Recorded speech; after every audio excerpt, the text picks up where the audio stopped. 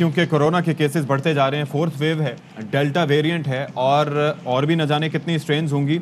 और वैक्सीनेटेड लोग जो हैं वो भी ख़तरे का शिकार हैं, लेकिन जो लोग वैक्सीनेटेड नहीं हैं उनके लिए मसाइल और ज़्यादा हैं, क्योंकि वैक्सीनेशन ना करवाने की वजह से आप इस मर्ज़ की जो जानलेवा शक्ल है उसका सामना कर सकते हैं और फिर वहाँ से वापस आना बहुत मुश्किल होता है। बिल्कुल आप सही कह रहे हैं, क्योंकि कोविड ऐसा लगता है कि बिल्कुल एक बार फिर से जो कोविड का जिन है वो बेकाबू हो गया। तो इसीलिए एनसीओसी का कहना है कि सवाए ज़रूरी सर्विसेज की जो तमाम तजारती सरगर्मियाँ हैं वो रात 8 बजे तक बंद कर दी जाएंगी। हफ्ते में सिर्फ 2 दिन मार्केटें खुलेंगी, 2 दिन मार्केट्स बंद रहेंगी। और तालीमी इदारे 50% तादाद के साथ हफ्ते में 3 रोज़ खुलेंगे। उसके साथ साथ रेस्टोरेंट्स में इंडोर डाइनिंग और शादी तकरीबात में भी जो इंडोर इवेंट्स होते हैं उन पर मुकम्मल पाबंदी है। और जैसे मज़ार हैं और साथ में जो सिनेमाज हैं जो कि कई अरसे से बंद है, सफ़र भी उन्होंने कहा है, वो तो उन्होंने कहा कि मज़ीद टाइम के लिए बंद है।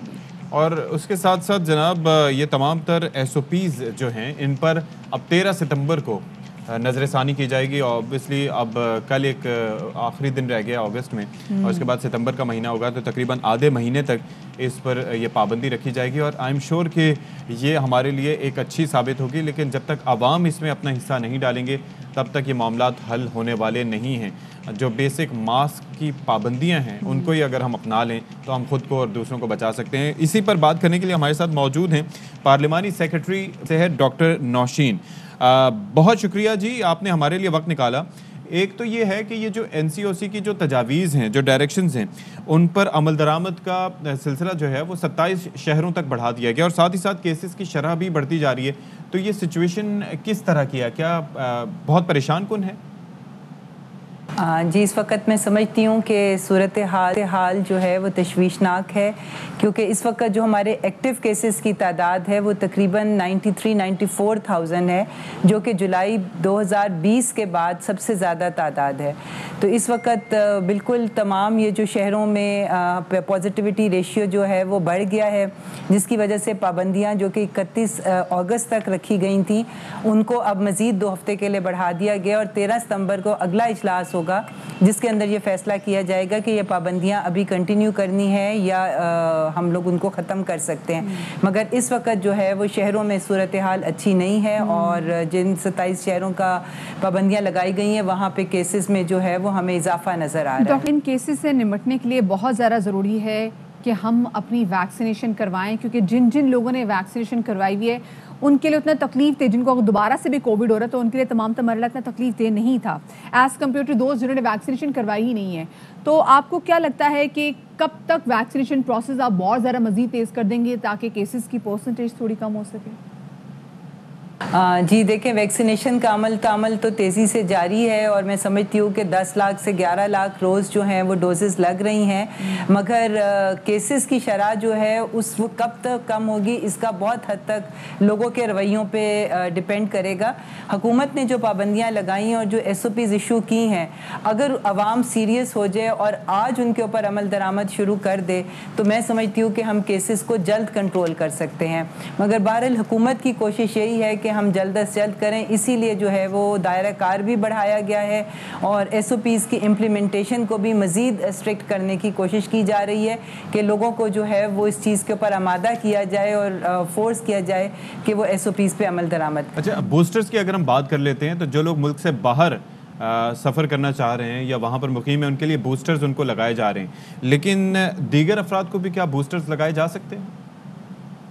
देखिए जी, पहली गो में तो जो 1 सितंबर से जो फैसला किया गया है वो ये है कि जिन लोगों को सिर्फ बूस्टर ना लगने की वजह से ट्रैवल करने की इजाज़त नहीं मिल रही है, क्योंकि बहुत से ममालिक ऐसे हैं जो कि अपनी स्पेसिफिक वैक्सीन्स को जो है सिर्फ उन्हीं लोगों को अपने मुल्क में आने की इजाज़त दे रहे हैं, जिसकी वजह से बहुत से लोग पाकिस्तान में स्ट्रैंड हुए हैं जिनकी फैमिलीज़ वहाँ पर हैं। तो पहली उसमें हम लोग उन लोगों को ये बूस्टर डोजेज़ लगाएंगे उस वैक्सीन की की जो उस मुल्क में एक्सेप्टेबल होगी। तो ये तो 1 सितंबर से इंशाल्लाह ताला सिलसिला शुरू हो जाएगा। उसके बाद जो front line health care workers हैं उनके लिए बूस्टर डोज के बारे में सोचा जा रहा है, और उसके बाद जो हमारे इम्यूनो कॉम्प्रोमाइज यानी कि जो किसी किस्म की भी बीमारी में मुब्तला हैं जिसकी वजह से उनकी इम्यूनिटी लो है, उस कैटेगरी को भी अंडर कंसिडरेशन है।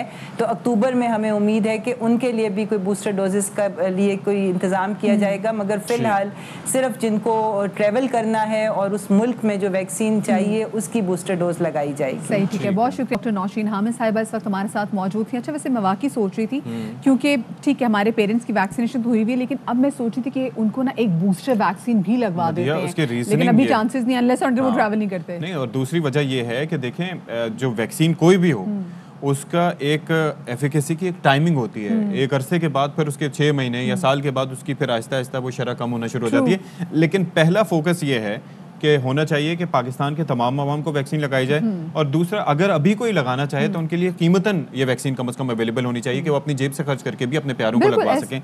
हाँ। और जो आप लाहौर में आप बूस्टर्स की बात करें, जी तो बूस्टर्स 1200 में आप लगवा सकते हैं। हाँ, लगवा सकते हैं, लगवाना चाहिए। और दूसरी एक और चीज़ जो है कि जिस तरह से मदिया अक्सर कंसर्न होती हैं, जो कोविड के केसेस की शरह बढ़ती जा रही है, आप सोचें कि पंजाब में जो शरह है वो 7% है, लेकिन लाहौर में 12.5% है, रावलपिंडी में 14% है। तो ये जो शरह है, ये जो कोविड के पॉजिटिविटी की, ये बड़ी कंसर्निंग है। अशफाक, कैन यू इमेजिन अभी भी हमें इतना वक्त लग रहा है लोगों को कन्विंस करने में। मतलब टीवी में आप खुद बताएं कौन सा ऐसा दिन होगा जब हमने अपने शो में कोविड के वाले से बात ना की हो।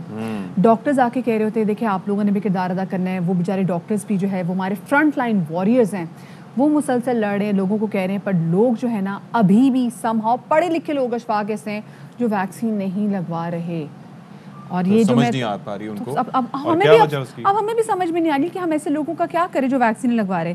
खैर जी, अल्लाह इनको हिदायत दे, और मेरे ख्याल से कोई कानून ऐसे होने चाहिए, बट कहते हैं आप हर एक की राय का आपको एहतराम भी करना चाहिए, बट आपकी ज़िंदगी भी हमारे लिए मैटर करती है।